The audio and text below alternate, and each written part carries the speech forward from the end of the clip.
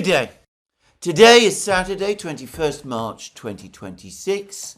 And just to remind everybody again that today I will be travelling to the English countryside. My wife and my family have suggested to me that following my birthday yesterday, and by the way, thanks to everybody who has sent me greetings on my birthday, I have been thrilled and honoured to receive them all, and there have been many, just to say. But anyway, following their advice and urging, I'm taking a short weekend break in the English countryside, and I will be back on Sunday evening, so it'll be normal programming on Monday. But today's program is likely to be shorter than usual, and tomorrow's program definitely will be. In the meantime, obviously, I will nonetheless cover the news as it arises, despite the fact that the programs, as I say, are likely to be shorter. Well, with that, let's proceed, and let me first, as I now invariably do, remind you to tick the like button and to check your subscription to this channel if, once you've watched the program, you like what you've heard and you wish to indicate the fact.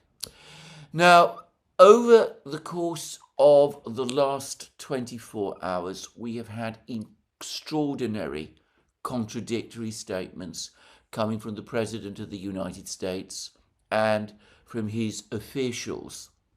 Firstly, there's been a cascade of reports all over the media that the United States is now seriously considering some kind of ground operation against Iran, that the plans to move forward with that ground operation are being worked upon. There is talks again of capturing Kharg Island. There is talk alternatively of capturing some of the islands around the Strait of Hormuz, presumably as part of some larger operation to break the blockade of the Strait of Hormuz. Though I should say how the capture of one or two islands in this area would achieve that, given that what the Iranians are doing is launching drone and missile strikes on tankers and perhaps and attacks on tankers with underwater drones, and perhaps eventually the Iranians also have plans to mine the Strait of Hormuz, all of which I discussed in previous programs, including my program yesterday. Anyway, what exactly the capture of one or two small islands close to the Strait of Hormuz would achieve in terms of ending the blockade and enabling ships to pass the Strait of Hormuz, it completely escapes me. In fact, as I will discuss later in this program, such plans seem to me to be misguided, misconceived strategically, and likely to cause many more problems, even in political, economic terms, than they will solve. But anyway, we've had that messaging coming out of the United States. Then we've had alternative messaging coming from the President of the United States and Donald Trump himself. Firstly, he is now clearly and obviously very angry with the US's European allies. He is calling them cowards. He says that NATO without the United States is a paper tiger. By the way, he's absolutely right about that, and that will continue to be the case. But anyway, that is what he's saying. He is also saying that all of the military operational objectives have been almost fulfilled. This is very close to some of the comments that were made by Prime Minister Netanyahu, which I discussed in my program yesterday. But all of the major military objectives have been achieved, that Iran's ability to enrich uranium has been destroyed, that the Iranian nuclear program has been obliterated. Of course, he said all of that after the June 2025 12-day war, and was extremely critical, to put it mildly, of anyone who contradicted him. He said that any claim that Iran's nuclear program had not been obliterated as a result of the American bombing strikes on Natanz and Fordow and Isfahan, that any such claims were fake news, and he was extremely, extremely critical of anybody who said that. Now, he's saying the same thing all over again. He's saying that the Iranian nuclear program, which had been obliterated in June, has been apparently obliterated all over again 6 months later, or 10 months later. Anyway, that's what he's saying.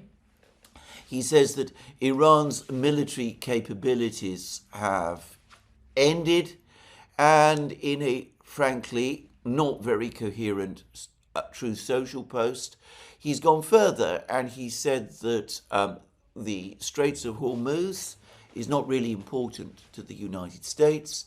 The United States itself is self-sufficient in energy. Well, he doesn't actually say that, but that's the implication. And that it is for the local countries, for the Gulf states and other countries that rely on energy exported through the Straits of Hormuz. Once the current war is finished, it is for them, not for the United States, to patrol and guard it and to ensure freedom of navigation through it. And, well, again, many people are treating all of these comments about Iran's military defeat, the destruction of its nuclear enrichment program, plus these comments about the Strait of Hormuz not being especially important for the United States. Many people are seeing these statements as indicating that the president is indeed looking for an off-ramp, is trying to find some way to bring the war to an early end through some kind of presumably ceasefire to which the Iranians would have to agree. And I'm going to say straight away, the messaging from Netanyahu, which I discussed yesterday, and the messaging from Trump, which I've just discussed today, is so similar that I cannot help but think that they've agreed it together. There was clearly a very tough, very stormy meeting between Trump and Netanyahu. I say stormy, I don't know how angry Trump became, but for the record, I've heard unofficially that Trump is now angry practically all the time, that his temper has become very short, and this makes it extremely difficult for people to advise him. But anyway, it looks as if some kind of argument perhaps took place, and anyway, one way or the other, the two of them together agreed their messaging, which is that Iran is defeated, the objectives have been achieved, the Iranian nuclear enrichment program that caused so much trouble no longer exists, Iran's ballistic missile construction capability that Netanyahu was talking about, he says that that doesn't exist either. The war is won, the military objectives have been achieved, the Iranian leadership have all been assassinated, and the Strait of Hormuz isn't really that important anyway, and it's for others to worry about it. Well, as I said, to me, all of that looks like an attempt to bring the conflict to some kind of early end. The trouble is, for all of the reasons that I have been discussing on this channel since well before the conflict began all of the reasons that have been discussed by many others, the reasons that were first, I think, highlighted by Alistair Crook, who, of course, has access to the Iranians, which I absolutely don't. The reasons which the Financial Times set out in a long article, which I discussed about a week ago, and the reasons which we discussed on the Duran. Well, for all of these reasons, the Iranians are not taking this message. They have repeatedly said, as by the way the Russians have repeatedly said, that they are not interested in temporary ceasefires.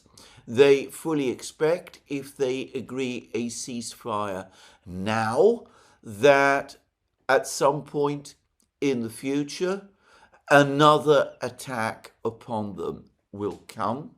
They've come to the conclusion, about which, by the way, they are absolutely right, that the true objection about Iran in Israel and the United States is not its nuclear enrichment program. There are many countries around the world which enrich uranium, many of them on very good terms, friendly terms with the United States. It's not its nuclear enrichment program. It's not even its ballistic missile program. Saudi Arabia, for example, has a significant ballistic missile program. And for the record, the Saudi Arabia, as I remember, launched its ballistic missile program back in the 1980s with assistance from China. And there have been rumors that it also obtained assistance from North Korea. So all of the same people who helped or may have helped Iran with its ballistic missile program, as some Americans and some Israelis say, undoubtedly did assist Saudi Arabia with its ballistic missile program. What the Americans and the Israelis really object to is the governmental system in Iran. They seek its overthrow. It wasn't overthrown after the June 2025 war. It still has not been overthrown. If there is a ceasefire now, that problem will still exist, and inevitably at some point, given the fact that this issue remains unresolved, sooner or later, in some form or other, one way or another way, the United States and the Israelis will return again to their effort to overthrow the political system in Iran. Now, as it happens, today is the start of Nowruz, the celebrations of the New Year, which are celebrated in Iran and in many of the Central Asian states. And by the way, just to anticipate, there's been an exchange of messages between the Iranian and Russian leadership in connection with the start of Nowruz. But before I get onto that, it's perhaps worth saying that the new supreme leader of Iran, Ayatollah Muqtada Khamenei, has now published a further statement to the Iranian people on the topic of Nowruz and on the occasion of Nowruz. And I will return to this, to the various things that he said over the course of this rather long statement in this program. But at this point, I would just make two observations about his statement. Khamenei says in it that this current attack on Iran is the third attempt by the United States to achieve regime change in Iran. He says that the June 2025 war and the January protests were the first two attempts. This is the third. And he also links in this statement the very existence of Iran as a state, as a nation, to the survival of the political system there. He obviously says an awful lot about Islam. His statement is filled with Islamic imagery, as you would expect from a member of Iran's clerical establishment. But I was struck more by the very nationalist, the specifically nationalist, patriotic tone of this statement, which contrasts with statements that I have read of his father. And in the statement, what Muqtada Khamenei says is that the ultimate objective to be achieved through regime change by the United States and Israel, their ultimate objective is to disintegrate Iran. He actually uses those words. In other words, to break up Iran. He conflates, Muqtada Khamenei conflates the survival of Iran as a state and as a nation with the survival of the political system there. Now, in this, I should say, he's had massive assistance from all sorts of people in the United States and in Israel who have thought aloud, as you might say, about what a wonderful thing it might be if the Iranian government, if Iran as a state were indeed to break up, if it were to divide into its constituent parts, so that there would be a Persian-speaking rump surrounded by an independent Azerbaijan, an independent Kurdistan, an independent Arabic-speaking Khuzestan in the oil regions of the south, a Baluchi region in the east, all of those things.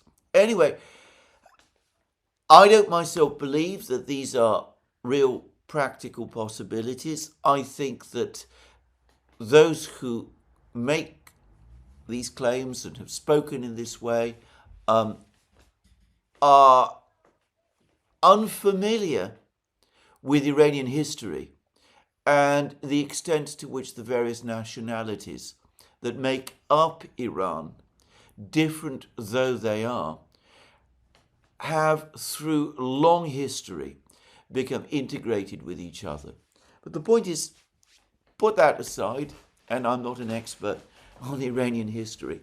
The fact is that these commentaries, these statements have been made by people in Israel and the United States. They are the same people who have been advocating relentlessly an attack on Iran.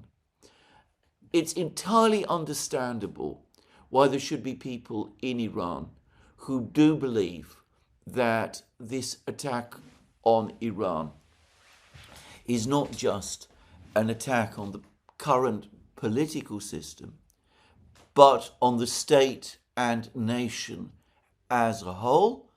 And of course, inevitably, given the strong patriotic feeling that many people in Iran have, their pride in their history and their civilization, all of this is likely to act as a consolidating factor within Iran itself. So, given that this is the thinking amongst Iranians, or at least the thinking that Muqtada Khamenei, who is, after all, the supreme leader, is expressing, given that it is likely to be shared by many officials within the Iranian leadership and perhaps within wider Iranian society, it's completely understandable why there would not just be a consolidation around the current political system, but why all talk about temporary ceasefires is simply not something that should be entertained.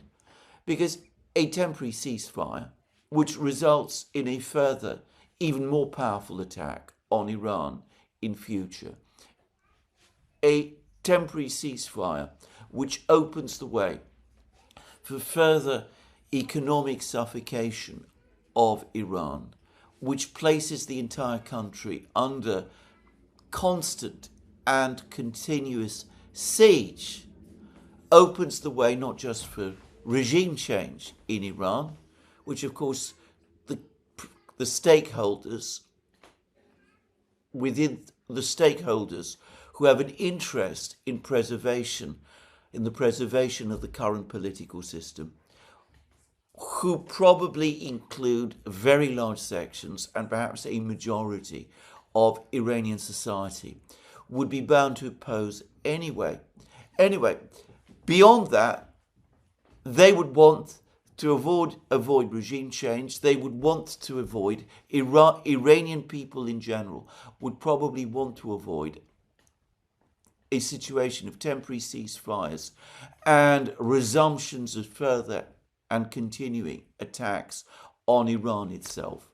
Because they would say that the objective is not just the elimination of the government, the regime, it is the disintegration of Iran itself. So the Iranians are not interested in these proposals from the President of the United States and from Netanyahu for temporary ceasefires. They made this very clear. All sorts of attempts to try and insinuate that they are interested or motivated to seek ceasefires, for the moment, are completely wrong. And we've seen several of them. We had that strange affair a couple of days ago when reports were circulating and flying around that that Arakshi and Witkoff were exchanging text messages. Arakshi took no time to say that this was completely untrue and to try to discredit that story. The Iranians are not interested in any sort of temporary ceasefire or temporary or negotiation that will result in anything that will prevent anything. They do not want a temporary ceasefire that will simply open the way for further and bigger and more powerful attacks upon them in the future. And I don't know exactly how it's been conveyed to the President, but he has had this communicated to himself as well, because shortly after he made all of these statements about how victory has already been achieved, he, of course, also came out and said that he's not interested in a ceasefire. I'm going to say it straightforwardly. I don't think he's telling the truth here. I think everything on the contrary, all of his other statements, the statements that Netanyahu made, clearly show that if a ceasefire were on the table, a ceasefire which he could present as some kind of a victory, he would take it. What he can't, of course, accept is that the Iranians are saying no ceasefire. Donald Trump is somebody who must always get what he wants. He must always come out the winner. So if the Iranians are telling him we don't want a ceasefire, he of course comes round and says, well, I'm not interested in a ceasefire anyway, even if all of his other messaging points in the other direction. And of course the President, Donald Trump, has to also face the fact that despite all the claims, all the rhetoric about how Iran has supposedly been defeated militarily, how it is incapable of continuing the war. He has to face the fact that the Iranians aren't getting that message either. They continue to strike back, and they are striking back constantly and all the time. I was reading in Bloomberg that Iran, since the start of the war, has launched 3,000 missiles. By the way, and for the record, that is double the amount of missiles that Iran was supposed to have in its stockpiles, according to some reports I remember reading before this current iteration of the conflict began. Larry Johnson at Sonar 21 has pointed out that the United States can have little clear understanding of how large Iran's missile stockpiles really are, given that most of the missiles are apparently stored underground. And, well, this statement from Bloomberg that the Iranians have launched 3,000 missiles confirms that that is true. And, well, the Iranians continue to launch missiles. As I've discussed in recent programs, as a number of other people have done, as Brian Beletic has done, after the first massive surge of missile launches that took place in the early days of the war, the Iranians have settled at a more stable launch rate of 30 to 50 missiles a day, even though they've also shown that they can spike it up. They can spike it upwards when the need arises, as they did following the attack on the South Pass gas field. Following that attack, the Iranians actually, for about a 48-hour period, increased the launch rate of their missiles. Now, they have also now carried out a further missile strike towards the British island, the British territory of Diego Garcia in the Indian Ocean. This is located apparently something like 45,000 kilometers from Iran. So the missiles that were launched, there were apparently two of them, that were launched against Diego Garcia must have been very long-ranged and very powerful. The US is claiming that the missiles missed their targets. And of course, we don't know what the target was. We don't know whether the missiles fell into the sea.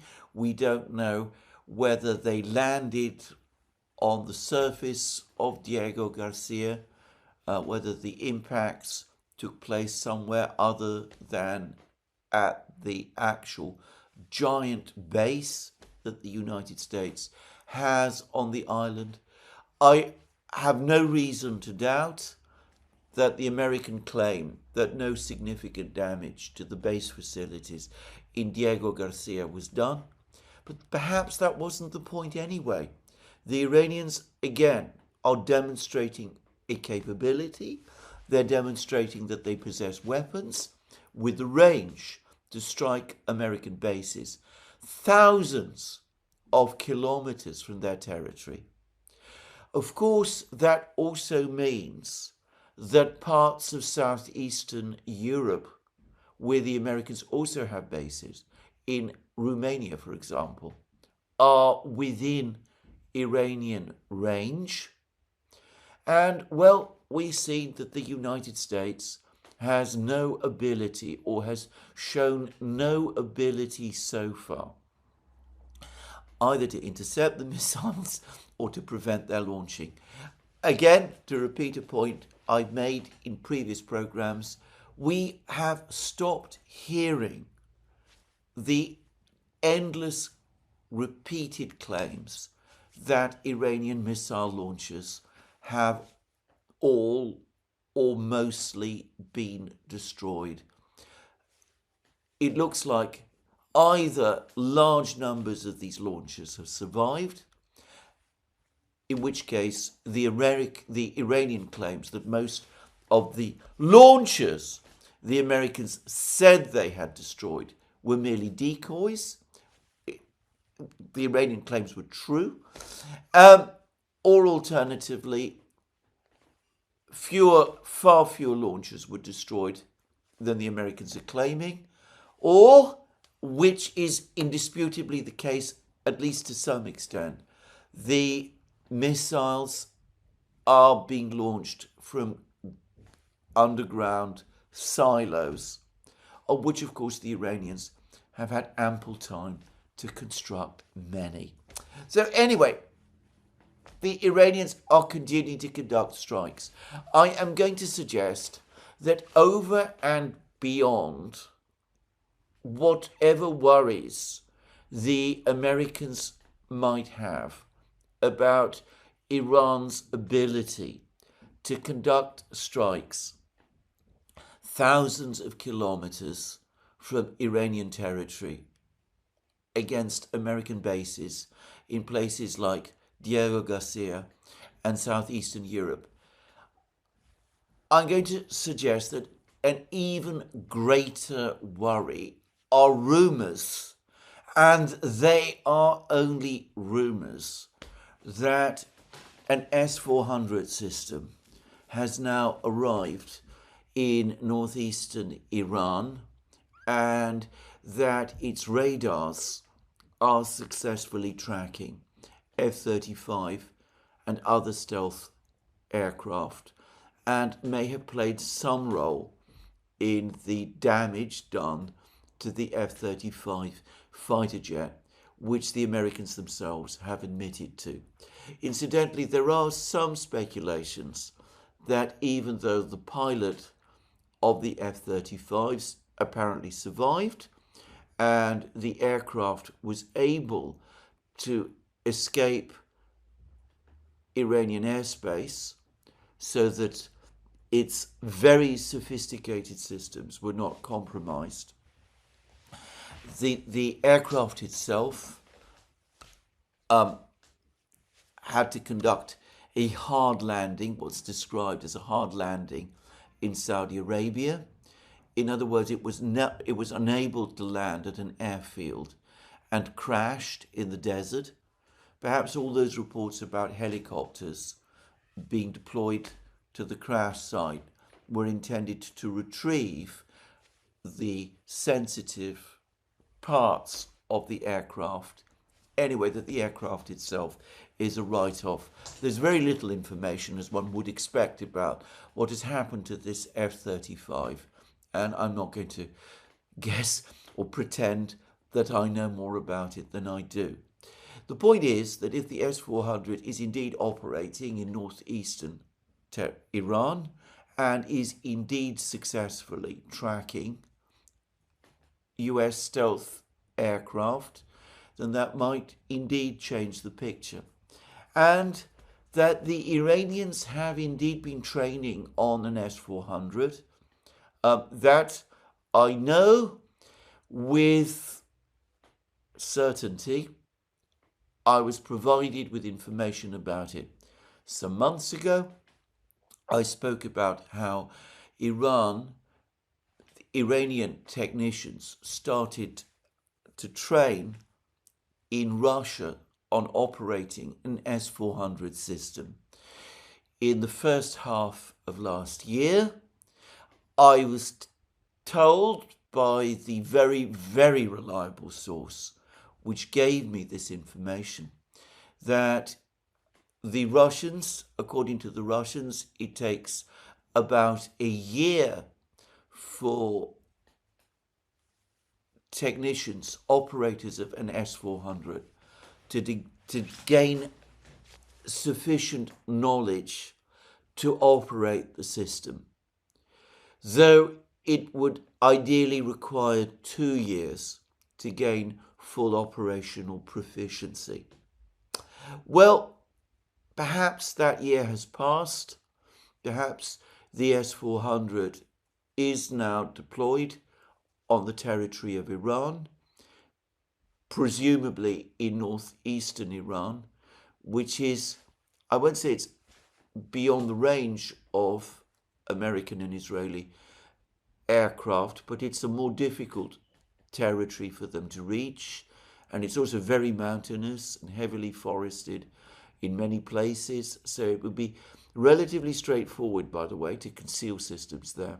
Anyway, maybe it is operating. And there have been many reports that its radars do have a capability, a certain capability to track stealth aircraft. Perhaps not fully so, but at least to some degree. To repeat again, I am not a technical expert in these questions. But anyway, even a limited capability to track and engage stealth aircraft is going to be a serious matter for the Israelis and for the Americans. And it is going to further limit their ability to conduct operations inside Iran itself. One thing I am absolutely sure, there is going to be much discussion, much debate, much worry and concern within the American and Israeli military leaderships about how it was that Iran was able to engage with an F-35. There will be many people who will ask how it happened. Was it due to pilot error? Was there some mistake made? Or does Iran now have a capability that went previously unsuspected?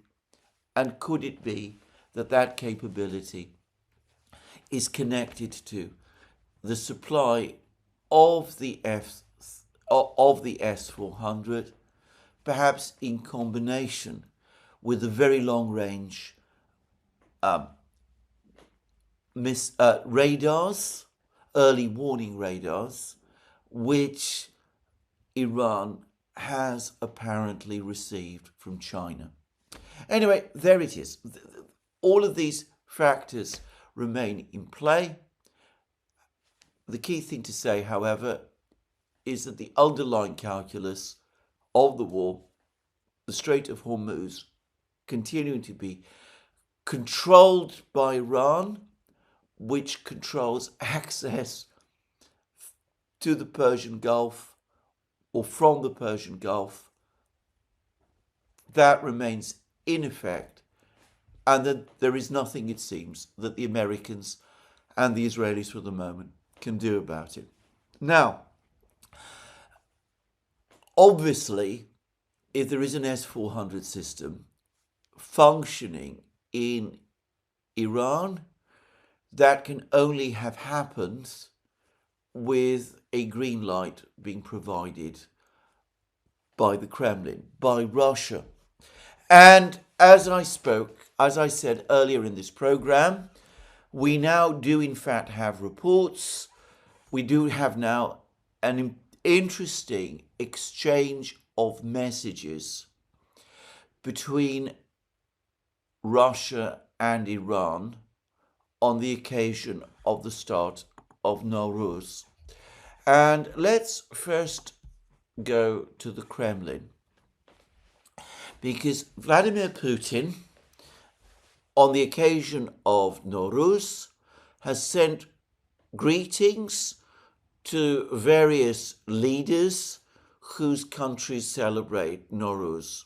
So Azerbaijan, Kazakhstan, Kyrgyzia, Tajikistan, Turkmenistan, Uzbekistan. Putin, by the way, has pointedly said that Tajikistan is a strong ally of Russia. He has just commended Tajikistan as a close ally of Russia. And of course, it was in Tajikistan that we saw this enormous convoy of trucks moving towards Iran with the truckers flying Iranian flags that I discussed yesterday. I said almost certainly the supplies were coming from Russia, and they're traveling to Iran via Tajikistan. And here we have Putin now talking about Tajikistan as a close ally of Russia. But then, amongst the various congratulatory messages that Putin sent on the occasion of the start of Nowruz, the Kremlin's website has this. Nowruz greetings were also sent by President Putin to the Iranian leaders. Supreme Leader of the Islamic Republic, Ayatollah Sayyid Muqtada Hosseini Khamenei, and President Masoud Pezeshkian. Vladimir Putin wished the Iranian people strength in overcoming their severe trials and emphasized that during this difficult time, Moscow remains a loyal friend and reliable partner of Tehran.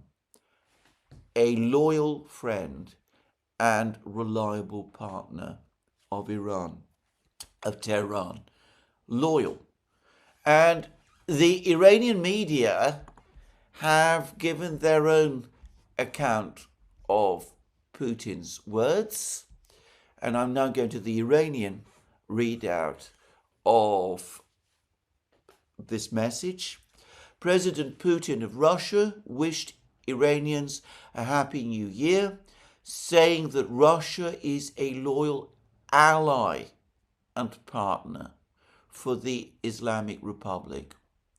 Putin assured Iranian leaders and the people that Russia remains Iran's loyal ally and partner during these difficult times and hopes for a successful resolution to the US-Israeli war.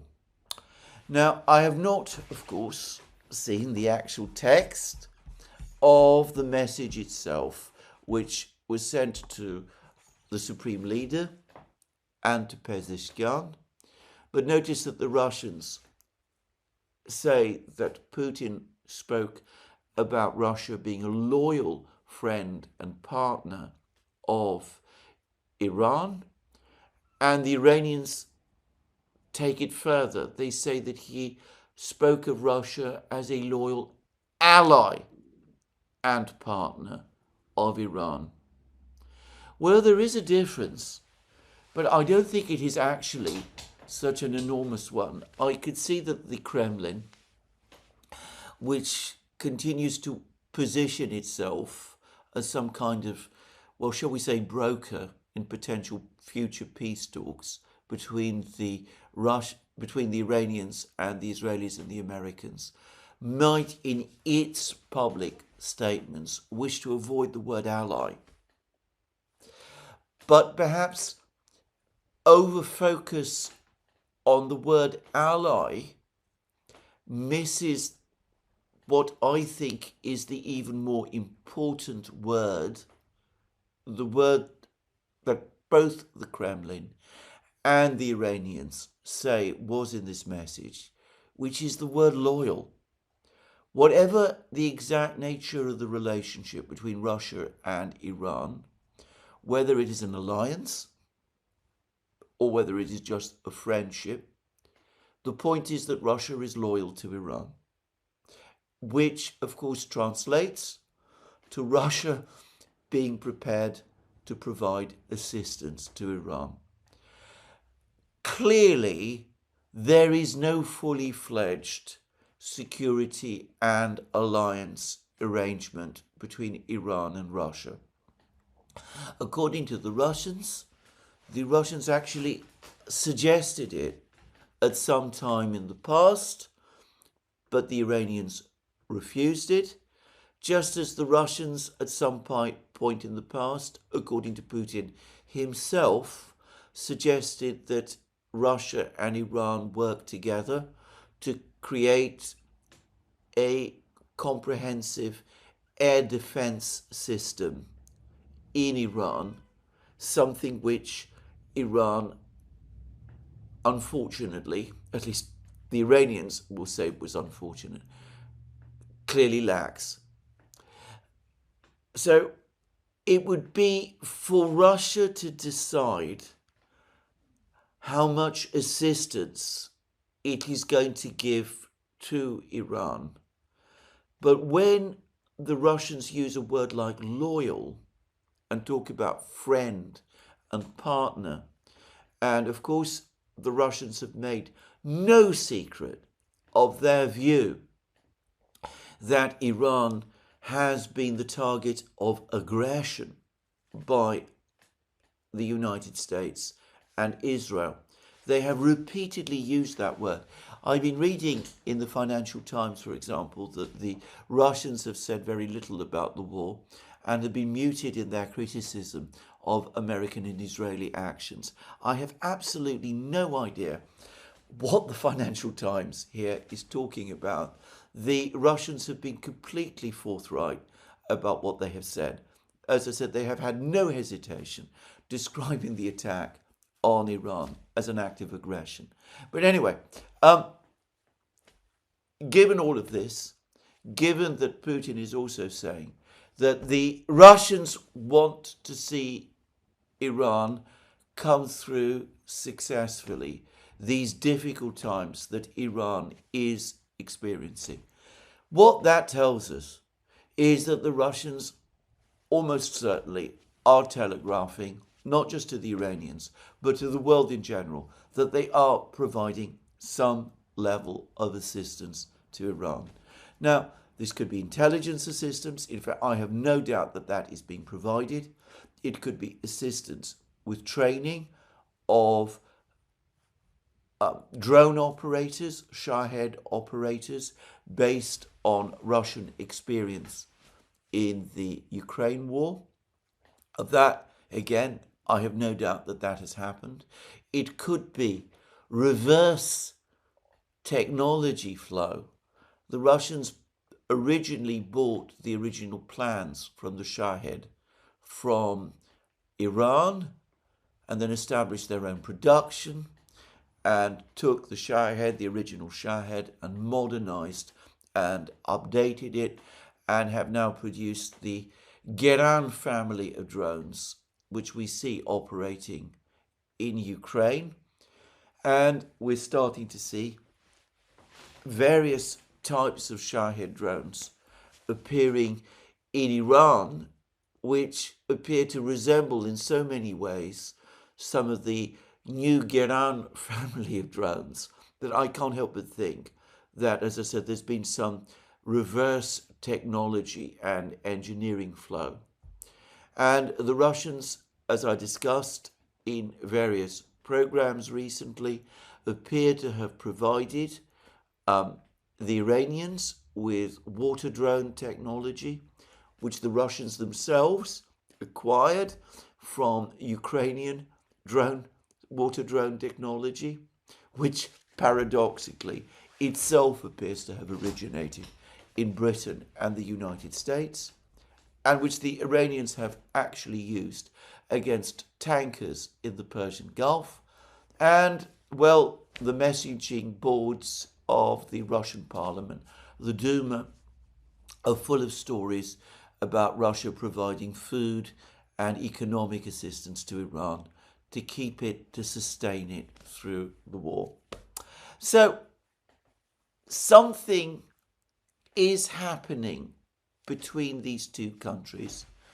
And whilst I don't know that an S400 system is now operating in northeast Iran, I have to say I would be very far from surprised if it was the public signaling that is taking place between these two countries, Russia and Iran, at least suggests it.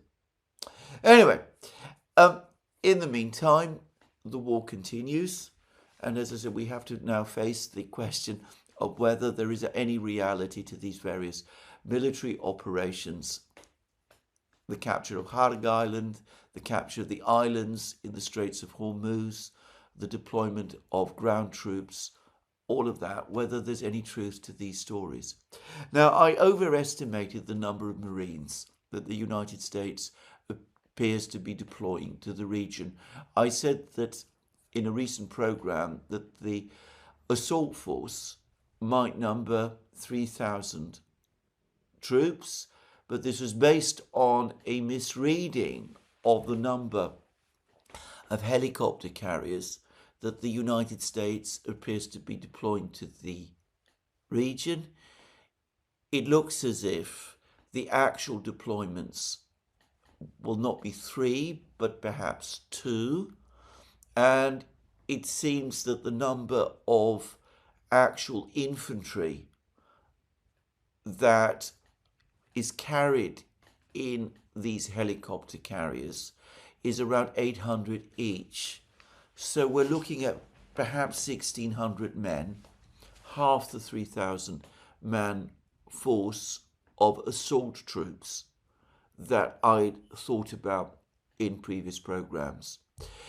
Obviously, there is the uncertainty about what the 82nd Airborne Division might be up to, but just to say again that so far that hasn't appeared on the scene, and that too is a light infantry force.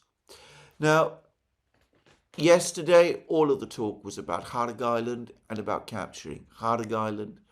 Today, as I said, it's all about, or at least some of it is, about capturing some of the islands close to the Strait of Hormuz. I've already said that I don't understand why the United States believes that the capture of these islands near the Strait of Hormuz is going to make any difference to the underlying reality that the Iranians can stop shipping passing through the Strait of Hormuz.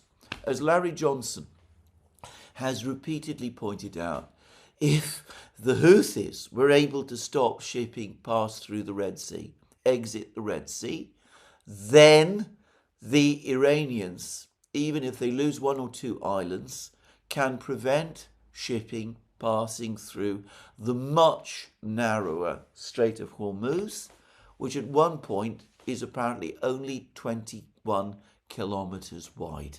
So seizing islands is not going to make any difference.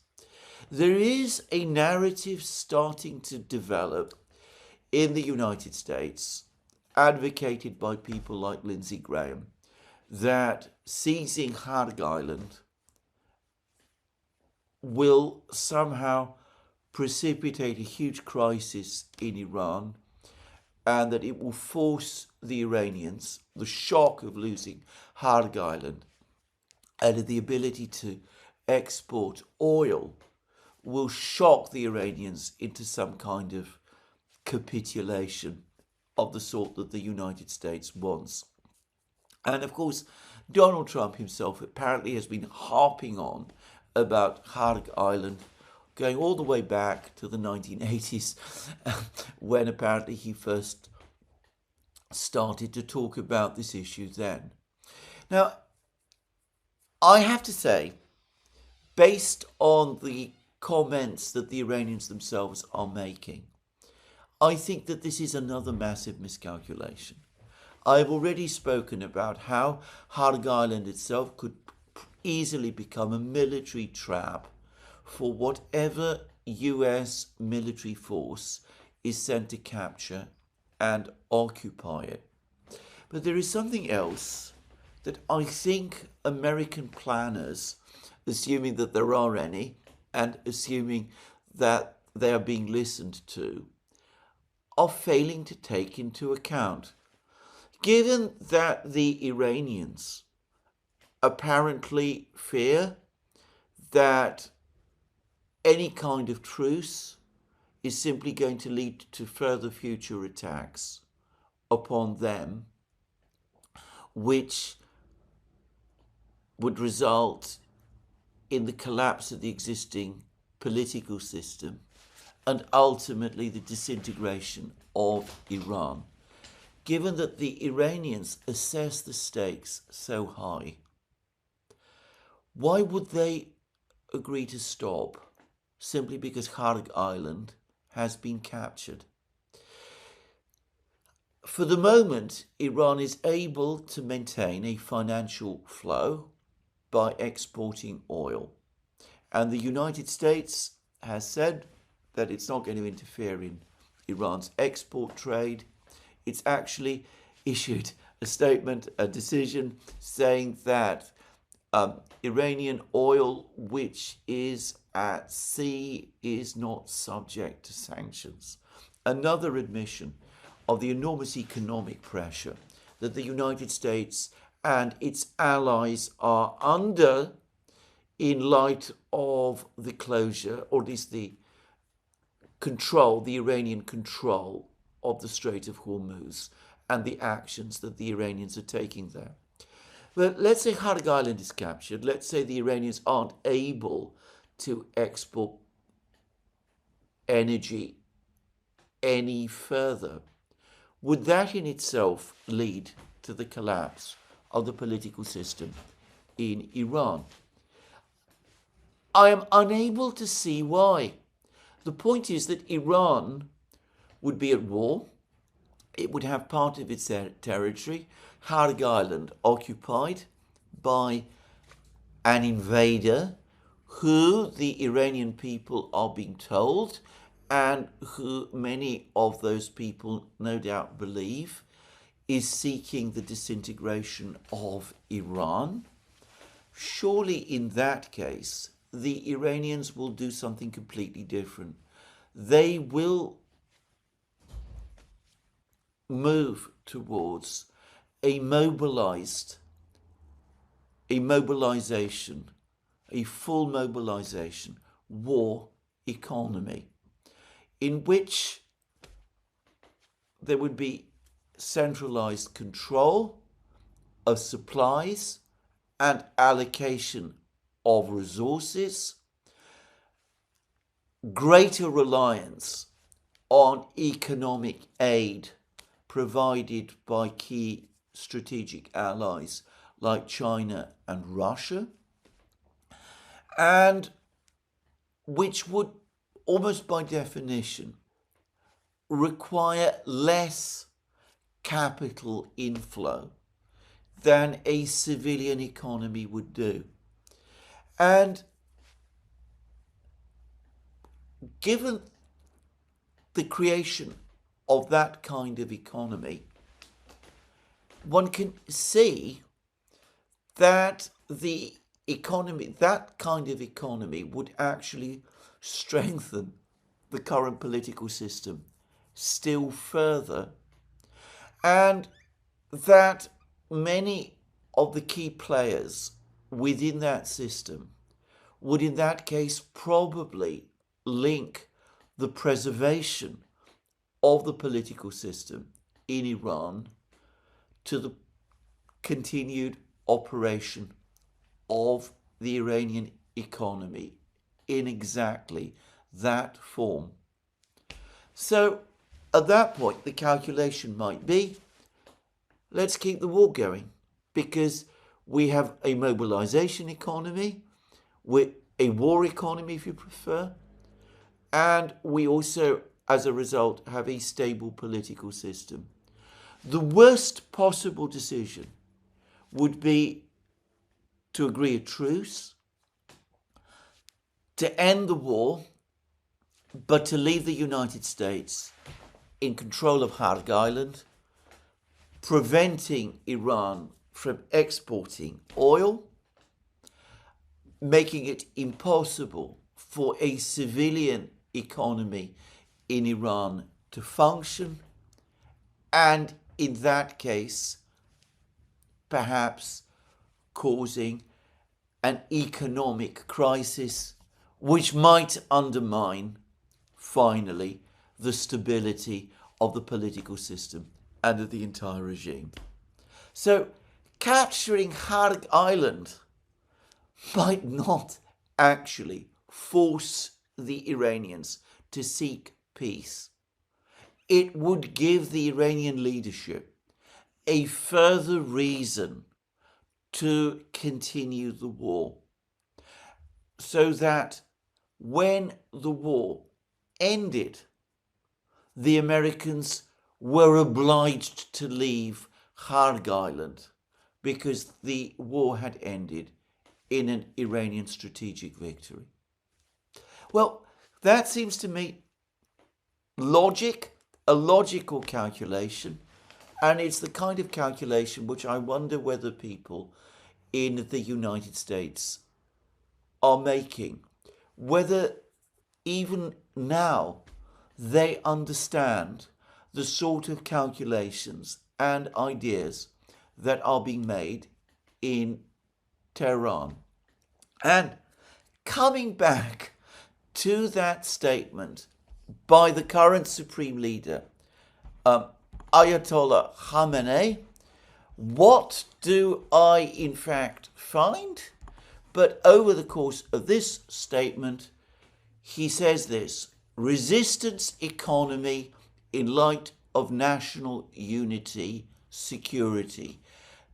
And the Iranian media is saying leader announces slogan of New Year.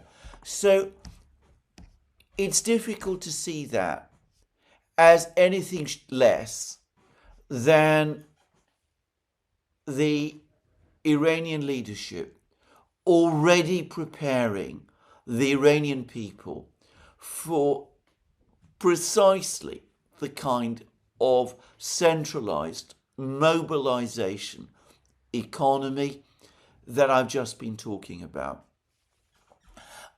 And, well, that kind of economy, as I said, is not going to be affected by the loss of Kharg Island. Stability in Iran, economic and political, would only be jeopardized by a peace which might result in pressures to move away from such an economy at a time when the Americans still retain control of Kharg Island.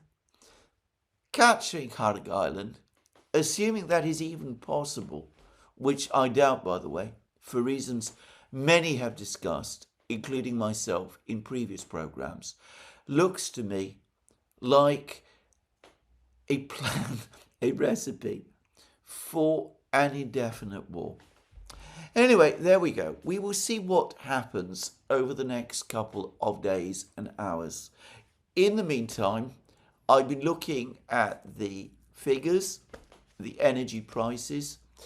You can find them, by the way, every day if you go to oilprice.com. You see where all the various grades of oil, what level of prices they have reached. Just before I started making this program, I saw that Brent crude, which had dipped briefly after President Trump made his statement, which some people interpreted as a possible sign that he was seeking some kind of off-ramp. Well, Brent crude, just before I started making this program, was trading at $112 a barrel. So that's where we are. Probably, if the war continues, it will move higher next week. And we've did a program on the Duran with Ray Zucano, in which he discussed the way in which events might unfold in global energy markets the longer this crisis is prolonged, and the effect this will have on the global economy and the financial system. There is an article, incidentally, today in The Guardian, the British newspaper, The Guardian, which speaks of growing anger within the British government, the behaviour of the United States at its decision to launch the war, at the way in which this is causing havoc on British government economic planning. I wasn't aware that the Starmer government, as a matter of fact, conducted much in the way of economic planning, but The Guardian says they were, that the government had hoped that interest rates would fall. They now have to worry about interest rates going higher, that will precipitate a recession, that Britain is in no condition to cope with a recession. I suspect that these debates, these discussions are taking place all over the world, in Europe, in Germany, in France. There's discussions and anger about this. In Japan, which is particularly affected. And, well, the new Japanese Prime Minister has had the comforting assurance from the United States, from President Trump himself, that the surprise attack on Iran, of which Japan was not previously advised, well, that's not really any different from the Pearl Harbor attack, which is what the Japanese did. So really, Japan, when you think about it, there's nothing good to complain about. I don't know what Takaichi thought about that. I don't know what people in Iran are thinking. Now, I'm going to finish with one final point which I'm going to make, which is I've discussed the sort of assistance that the Russians might be providing to Iran at this time. We have less information about Chinese assistance, but I am sure that there is Chinese assistance being provided. It's just that I'm less well informed about it, and not that well informed, even about Russian assistance. But one of the things that the United States constantly over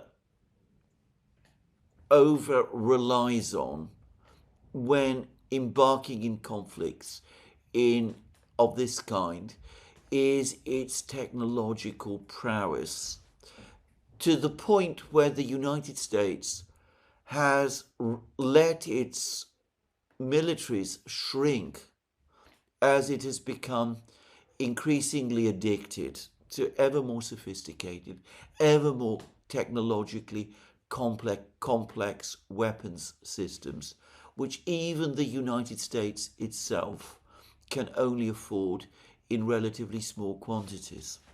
What is happening as a result is that the United States no longer has the bulk to bring to bear in conflicts that it once did. But what I think that the United States always overlooks is that if it comes to technology, the other side has it too. Certainly the United States has stealth fighter jets, but so do China and Russia. Certainly the United States has advanced missiles, but so do the Chinese and the Russians too, and in much greater numbers, and operating from a bigger and better organized military-industrial base. The Russians and the Chinese also have bulk, which the United States does not. Bloomberg, in that article that I spoke about, where it spoke about Iran having launched 3,000 missiles, talks about the enormous stress this has put on the American and Israeli air defense systems. Well, the Russians and the Chinese are able to produce missiles, air defense missiles, in sufficient numbers where they can absorb things like that. Just saying. So, ultimately, the longer a conflict continues, the more the other side, if it is minded to, if the Chinese and the Russians, to be precise, are minded to, can start to provide their ally, Iran in this case, with advanced technology, as they did in the Korean and Vietnam wars, just to say, and that can certainly reduce American technological advantages, even as America is increasingly limited in its ability to bring bulk to the conflict. It is another reason why the United States, it seems to me, should aim for a short war, or at least should try to get out of this war as quickly as it can. At the moment, there is no word of the Russians and the Chinese, for example, assisting Iran in other ways by helping Iran operate advanced fighter jets, perhaps from Central Asian bases. But of course, the longer this conflict goes on, the more possibilities like that, which may seem very far-fetched at the present time, grow. Beyond a certain point, whatever assistance the Russians and the Chinese are giving to Iran now, as the war continues and the Russians and the Chinese become ever more invested in sustaining Iran, the longer it goes on, the more both the temptation and the imperative to step up help for Iran in Moscow and Beijing will increase. And of course, the Russians and the Chinese will also make the calculus that at some point, by doing that, they gain leverage over the United States as well as Iran, as they did in both the Korean and even more the Vietnam Wars.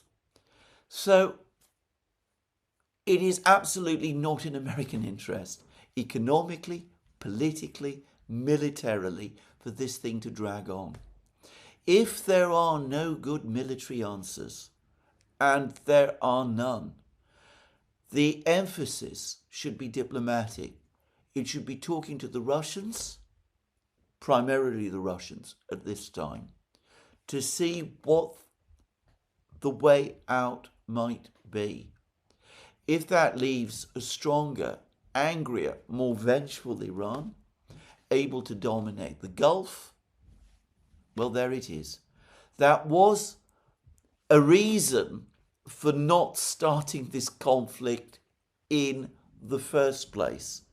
Now that that mistake has been done, it might no longer be possible to undo it. But in the meantime, the longer this thing drags on, the greater the risks and the dangers for the United States are going to be. Well, this is where I'm going to finish mostly my program today, but I will just return briefly to the situation with Ukraine. Firstly, the Russians have said that they are boycotting the next meeting of the Americans and the Ukrainians. They're not sending a delegation to it. They're leaving the Americans and the Ukrainians to talk to each other. One wonders about what and to what possible end.